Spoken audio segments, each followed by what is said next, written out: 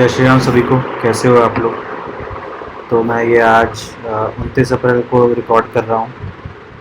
आज वेडनेसडे है।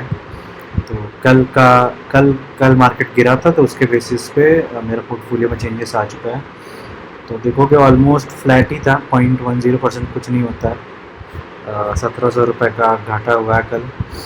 15,30,000 लगाए थे मैंने, 17,24,000 हो गया है। 1,94,000 टोटल रिटर्न चल रहा है 12.72% के साथ, और XARR चल रहा है 11.59। ठीक है। डे चेंजेस की बात करो तो सबसे ज़्यादा क्वांट स्मॉल कैप ने दिया है 0.5%, मोतीलाल मिड कैप ने दिया है 0.20, जियो ब्लॉक रॉक का मिड कैप और स्मॉल कैप ने थोड़ा थोड़ा बढ़े हैं, और एडलवाइस का भी 0.02% बढ़ा है। बाकी सब गिरे हैं। ठीक है, आप लोग वीडियो पॉज करके देख लेना। सबसे ज़्यादा ELSS फंड के अंदर वो गिरा है, तो इन्वेस्को स्मॉल कैप। ठीक है। टोटल एब्सोल्यूट रिटर्न की बात करें तो दोनों ELSS फंड टॉप पे हैं, एक 54% के साथ, एक 61% के साथ, फिर पराग पारी के 27%। इन तीनों का XARR भी देखो 12, 14, 15, यही आइडल XARR होता है दोस्तों। मतलब लॉन्ग टर्म में आपको इसी रेंज के बीच में मिलेगा, 12 से 15 के बीच में। जो ये आप देख रहे हो ना, 37, 40, 72, ये सब बिल्कुल इन्फ्लेटेड है। मतलब बिल्कुल कुछ सच नहीं है, क्योंकि इसको मैंने डाला ही ये पैसा एक दो महीने पहले। तो अब 1-2 महीने का कैलकुलेट करके बताएगा ना, तो उसके बेसिस पे 40 आ रहा है। बट कोई भी फंड इतना ये सब नहीं देता है। ठीक है। ये तीनों फंड मेरे 4 साल पुराने हैं, तो देख लो, सारा मार्केट साइकिल देख लिया है इन लोगों ने, तो इस रेंज में आ गए हैं ये, है ना। तो यही एक्यूरेट, आप अगर 2 साल भी मार्केट में बिताओगे ना, 1 साल 2 साल भी, तो आपको इसी बीच में आपको देखने को मिलेगा। कोई ख़राब करेगा फंड तो 10 पे रहेगा, 11 पे रहेगा, है ना, लेकिन रहेगा इसी रेंज में। ये सब जितने आपको उससे ज़्यादा दिख रहे हैं, ये सब फेक है। मतलब बिल्कुल शॉर्ट टर्म में बने हुए हैं, ये कोई लॉन्ग लास्ट नहीं करने वाले हैं। ठीक है। इसको थोड़ा भी 1 साल भी हो जाएगा, अपने आप स्टेबलाइज्ड हो जाएगा, अपने आप 15-16 आ जाएगा। और जैसे जैसे टाइम बीतेगा, 2 साल 3 साल और सब कम, आपको पूरा मेरे पोर्टफोलियो का रेंज इसी रेंज में दिखेगा जी। ये ब्लेंडेड एक्सेलर आ रहा है ना 11.59, ये बिल्कुल सही है। ठीक है, ऐसा ही बन के आएगा ये। तो इसीलिए टाइम बिताना बहुत ज़रूरी है। इसीलिए जो लोग बिल्कुल पास्ट रिटर्न देखते हैं कि अच्छा लास्ट ईयर बंधन स्मॉल कैप ने टॉप परफॉर्म किया, उसमें पैसा लगा दो, तो ज़रूरी नहीं है बंधन स्मॉल कैप हमेशा टॉप करेगा। अभी देख लो कितना दे रहा है, 6.63, है ना। तो कोटक मिड कैप देखो 51, ये कोई बिल्कुल ट्रू नहीं है। जब मैंने पैसा डाला है तब से बढ़ा होगा, 1 महीने भी नहीं हुआ है, 2 महीने हुए हैं शायद, कितना ऐसा ही है।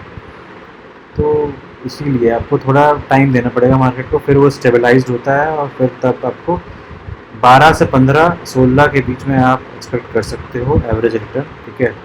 जब बुल मार्केट चलेगा आपको ये 20-20, 30-30 भी दिखेगा, 20 पे भाग रहा है, 22 पे भाग रहा है। लेकिन आप जब लॉन्ग टर्म में 5 साल में 10 साल में एवरेज आउट करोगे, तो ये बन के 12 से 15 के बीच में ही आएगा। ठीक है। चलिए, आपका ये तीनों तो हो गया, और बाकी सब देख लो। 10% पे ये भी है, 9%, 9%, 7%, सारे ऐसे भी हैं, और बाकी कुछ निगेटिव में भी है रिटर्न। ठीक है।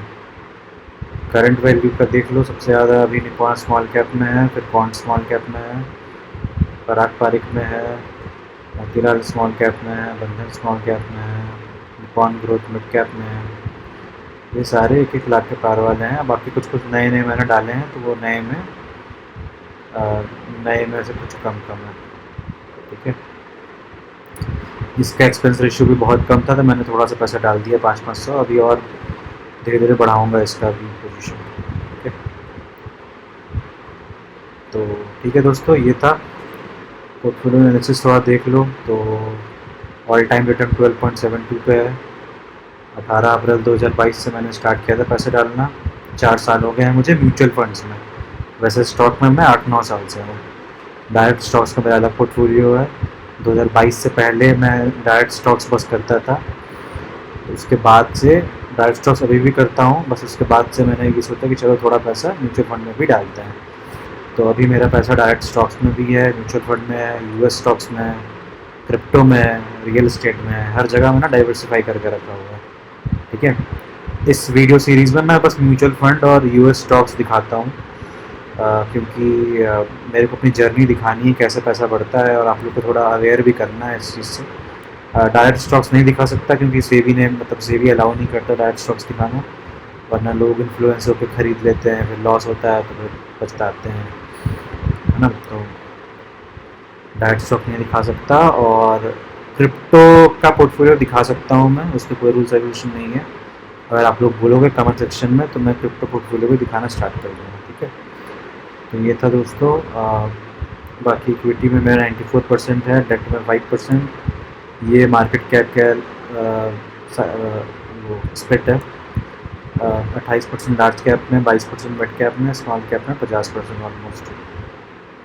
एक्टिव फंड 19 फंड है, पैसिव 4 है। ठीक है, तो ये सारे हैं सेक्टर वाइज का स्प्लिट है ये, और ये स्टॉक वाइज। ठीक है, HDFC टॉप पे था अभी, फिर रिलायंस हो गया। लग रहा है बहुत सारे म्यूचुअल फंड्स ने HDFC को बेचा है अभी, है ना। तो यही था दोस्तों। ठीक है,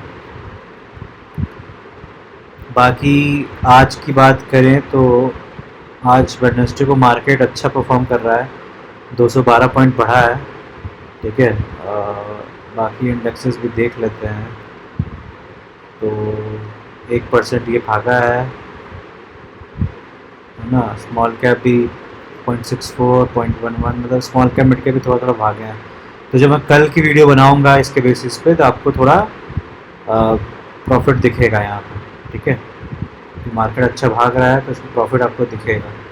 हो सकता है 5-10 हज़ार का प्रॉफिट हो यहाँ पे एक दिन में, है ना। तो ये 2 लाख क्रॉस कर जाएगा फिर। ठीक है, तो कल की वीडियो देखना आप, कल की वीडियो में आज का अपडेट डालूंगा मैं। ठीक है, बाकी FIDI का डेटा देख लें तो कल 2000 करोड़ का फिर से FIs ने बेचा है, और 1700 करोड़ का DI ने खरीदा है। कम खरीदा था इसीलिए मार्केट भी ऑलमोस्ट फ्लैट या नेगेटिव में ही रहा, है ना। FIs काफ़ी बेच ही रहे हैं तब से। DIs कभी कभी खरीद के बचा लेते हैं, वरना तो कुछ खास होता नहीं है इसमें। और बाकी चलिए आपको US स्टॉक्स का दिखा दूं तो 53% का रिटर्न है। $3,850 मैंने डाले थे, $5,890 हो गया था। एक दिन का रिटर्न 0.67% आया था। एप्पल 31% के पॉजिटिव में, अमेजोन 60% के पॉजिटिव में, एनवीडिया 96% के पॉजिटिव में, माइक्रोसॉफ्ट 7% के पॉजिटिव में, ब्रॉडकॉम 108% के पॉजिटिव में, अल्फ़ाबेट गूगल 91% के पॉजिटिव में, मेटा 22% के पॉजिटिव में, JP मॉर्गन 50% के पॉजिटिव में, TSMC 31% के पॉजिटिव में, Tesla 73% positive, AMD 56% positive, ASML holding 7% positive है, क्लाउड प्लेयर 9.5% पॉजिटिव है, रेडिट 30% नेगेटिव है, क्राउड स्ट्राइक 8% नेगेटिव है, पोलो अल्टो 2% नेगेटिव है, और नेटफ्लिक्स 13% पॉजिटिव में। ठीक है दोस्तों, US स्टॉक्स में डायरेक्ट बाई करता हूँ, म्यूचुअल फंड नहीं लेता। बाकी अगर आप लोग को म्यूचुअल फंड के थ्रू लेना है तो बहुत सारे म्यूचुअल फंड्स हैं इंडिया में भी, मोतीलाल का है, एडलवाइस का है। आप बोलोगे तो मैं बता दूंगा कौन कौन से हैं, उसमें डालना। डायरेक्ट स्टॉक्स अगेन रिस्की होता है, मैं इसी फील्ड का बिलोंग करता हूँ, इसीलिए मैं डायरेक्ट स्टॉक्स लेता हूँ। ठीक है, तो यही था दोस्तों आज का अपडेट। ठीक है, बाकी आज मार्केट भागा है तो ये कल पोर्टफोलियो अपडेट होगा तो मैं वीडियो डालूँगा, आप लोग कल देख सकते हो आज के अपडेट के लिए। और बाकी जो लोग नए हो सब्सक्राइब करो, शेयर करो, चैनल को लाइक करो, और मेरे पुराने वीडियोस भी देखो, मैं डेली वीडियो डालता हूँ पोर्टफोलियो अपडेट का। तो ठीक है दोस्तों, मिलते हैं नेक्स्ट वीडियो में, तब तक good bye, thanks for watching.